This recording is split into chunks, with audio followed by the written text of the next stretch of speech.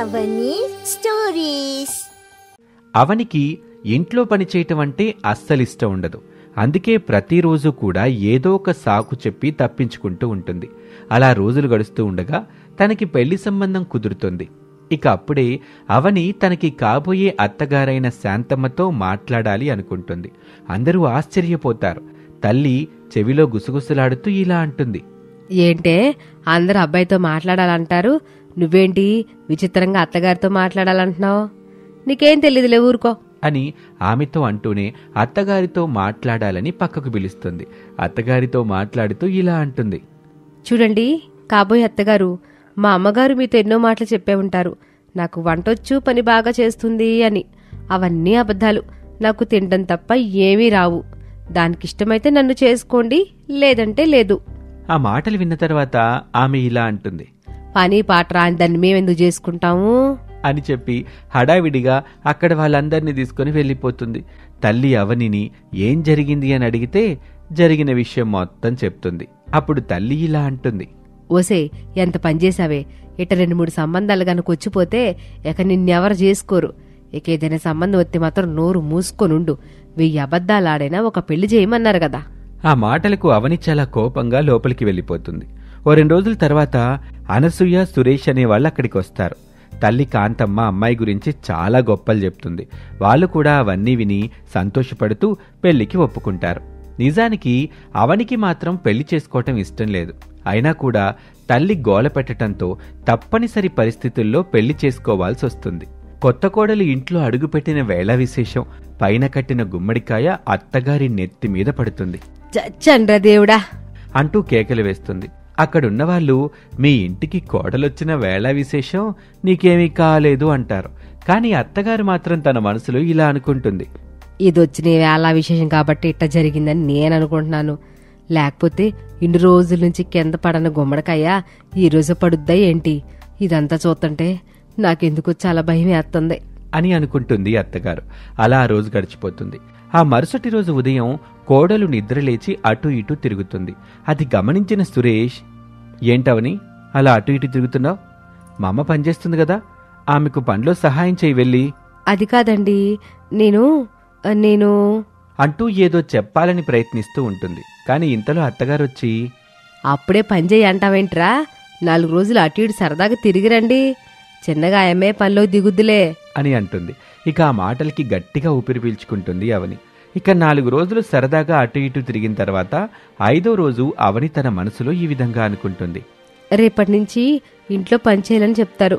ఇప్పుడు నేను ఏదో ఒకటి చేసి తప్పించుకోవాలి అని చిన్నగా ఏడవటం మొదలు పెడుతుంది. అది గమనించిన సురేషు, ఏమైంది అవని, ఎందుకు ఏడుస్తున్నావు?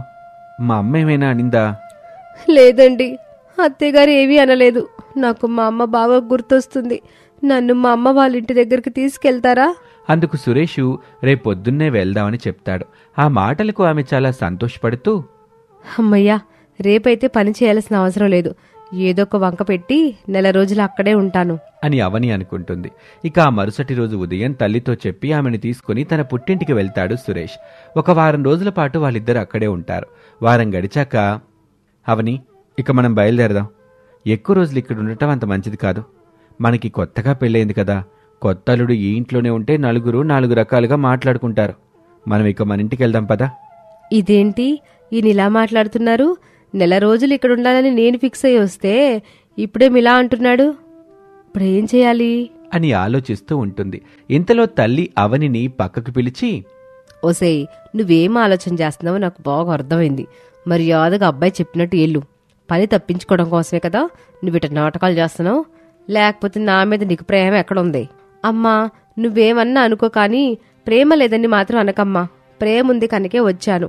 అయినా మేము ఇక్కడ ఉండడం నీకు ఇష్టం లేదనుకుంటాలే, మేము వెళ్ళిపోతున్నాం. సరే పో, ఇంకెప్పుడు ఇక్కడికి రాకో. వచ్చావంటే కాళ్ళు విరక్కొడతాను. ఏంటి మా అమ్మ ఎమోషనల్గా ఫీల్ అయిద్ది అనుకుంటే ఇలా మాట్లాడుతుంది? ఇంకా ఈ పనుల భారం నాకు తప్పేలా లేదు. ఏదైతే అది అయిపోయిందిలే. ముందు ఇక్కడి నుంచి బయటికి వెళ్ళిపోయి ఆ తర్వాత ఏదో ఒక ప్లాన్ చేద్దాం అని అనుకుంటూ ఆ తర్వాత సురేష్ అవని ఇద్దరూ కూడా తిరిగి వాళ్ళ ఇంటికి వెళ్ళిపోతారు. ఆ రోజు గడిచిపోతుంది. ఆ మరుసటి రోజు ఉదయం అత్తగారు కోడలు గది తలుపు కొడుతూ ఉంటారు. అమ్మా అవని, 10 అయిపోయింది, ఇంకా నిద్రపోతూనే ఉన్నావేంటి? నేను ఫంక్షన్కి వెళ్ళాలమ్మా. ఎక్కడ పనులు అక్కడే ఉన్నాయి, నువ్వు బయటికి రా. అత్తయ్య, నాకు కొంచెం ఒంట్లో బాగాలేదు. మీ అబ్బాయి గారు పని మనిషిని పెడతాన్నారు కదా, పని మనిషి ఇంకా రాలేదా? ఆ మాట వినగానే అత్తగారు తన మనసులో, ఏంటి పని మనిషిని పెడతా అన్నాడా? ఇన్నేళ్ల నుండి కష్టపడి పని చేస్తున్నాను, ఒక్కరోజు కూడా పని మనిషిని పెడతానని అనలేదు. నిన్న మొన్న వచ్చావో లేదో నువ్వు కష్టపడకూడదని పని మనిషిని పెడతా అంటున్నాడు. పెడతా అన్నాడా? చెప్తావాడి పని అంటూ ఫంక్షన్కి కూడా వెళ్లకుండా ఇంటి పని మొత్తం చేసుకుని సురేష్ కోసం ఎదురు చూస్తూ ఉంటుంది. మధ్యాహ్నం 1 గంట సమయం అవుతుంది. సురేష్ భోజనానికి ఇంటికొచ్చినప్పుడు తల్లి భోజనం వడ్డించి తినమని చెప్తుంది. అమ్మా, అవని ఎక్కడమ్మా? మీ ఆవిడకు ఒంట్లో బాగలేదంట, పొద్దునుంచి బయటికి రమ్మన్నా రావట్లా. భోజనం తీసుకెళ్లి ఇచ్చొచ్చాను, తెందలే, దా నువ్వు తిను. మంచి పని చేసావమ్మా.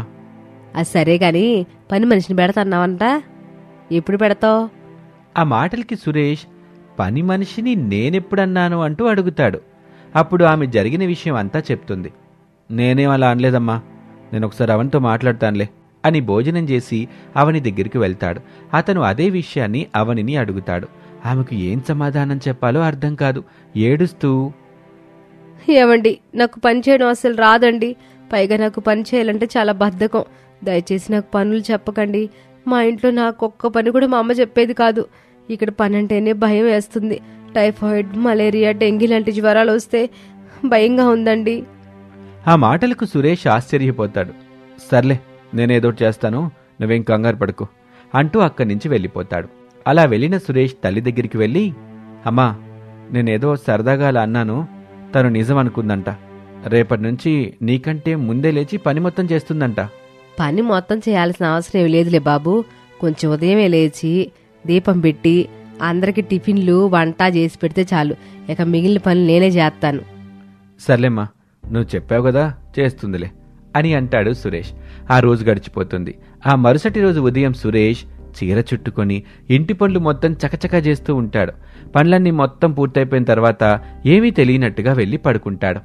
అత్తగారు ఉదయాన్నే నిద్రలేచి చూసేసరికి ఇంటి పనులన్నీ చేసుండటంతో, నా కోడలు బంగారం, ఇంటి పనులన్నీ చేస్తుంది, వంట కూడా సిద్ధం చేసేసింది అని ఎంతగానో మెచ్చుకుంటుంది. ఇక ఇంటి పనుల గురించి సురేష్ తన భార్యకు చెప్తాడు. అదంతా విన్న ఆమె నవ్వుకుంటూ, చీర కట్టుకొని చేయడం ఎందుకండి, నార్మల్గా చేయొచ్చు కదా. పొరపాటును గాని మా అమ్మ గనక చూసిందంటే ఇంకో పెద్ద పంచాయతీనే పెడుతుంది. నిన్ను మీ అమ్మని తిట్టిన తిట్టు తిట్టకుండా తిడుతుంది. మీ అమ్మ అన్ని పనులు వచ్చు అని నమ్మించి మోసం చేసి పెళ్లి చేసింది కదా మరి. అవన్నీ నాకు తెలుసు, నేను మీకు చెప్పాలనుకున్నాను కానీ చెప్పలేకపోయాను. సర్లే, జరిగిందేదో జరిగిపోయిందిలే గాని కొన్ని రోజుల పాటు ఇలాగే చేద్దాం. తర్వాత నువ్వు నిదానంగానైనా పనులన్నీ నేర్చుకోవాలి. ఇలా బద్ధకంగా ఉంటే మాత్రం అస్సలు బాగోదు, సరేనా? అందుకు తాను సరే అంటుంది. ఇక ప్రతిరోజు సురేష్ నిద్రలేచి చీర కట్టుకుని పనులన్నీ చేస్తూ ఉంటాడు. అలా ఉండగా ఒకరోజు అత్తగారు కోడలికి సహాయం చేద్దామని పొద్దున్నే నిద్రలేస్తుంది. సురేష్ వెనక్కి తిరిగి ఉంటాడు. అతను చాలా భయపడిపోతూ ఉంటాడు. అమ్మ అవని, ఏమైనా పని ఉంటే చెప్పమ్మ, చేస్తా నేను కూడా అని అడుగుతుంది.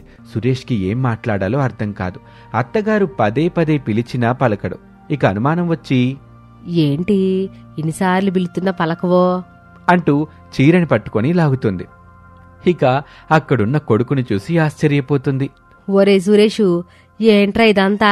ఇక అప్పుడు సురేష్ జరిగిన విషయం మొత్తం చెప్తాడు. ఆ మాటలు విన్న తల్లి, ఒరేయ్, మీ ఆవిడికి పనులు రాక పని చేయడం లేదురా, పని దొంగ. మీ అత్తగారు పెళ్ళైన తర్వాత నాకు అంతా చెప్పింది. పనులు చేస్తుంటే వాళ్ళమ్మ చెప్పింది అబద్ధమేమో అనుకున్నాను. ఇప్పుడు నిజమేంటో తెలిసింది. ఆయన నువ్వేంట్రా ఇట పెళ్ళం చేత ఆట బొమ్మలా తయారవుతాను అసలు అనుకోలేదు నేను. 2 తన్నైనా సరే దాన్ని నడ్డొంచి పని చేయించు, లేదా నేను చేయిస్తాను. ఆ మాటలన్నీ దూరం నుంచి అవని వింటుంది. ఇక నా ఆటలు సాగేలా లేవు, సచ్చినట్టు పని చేయాల్సిందే.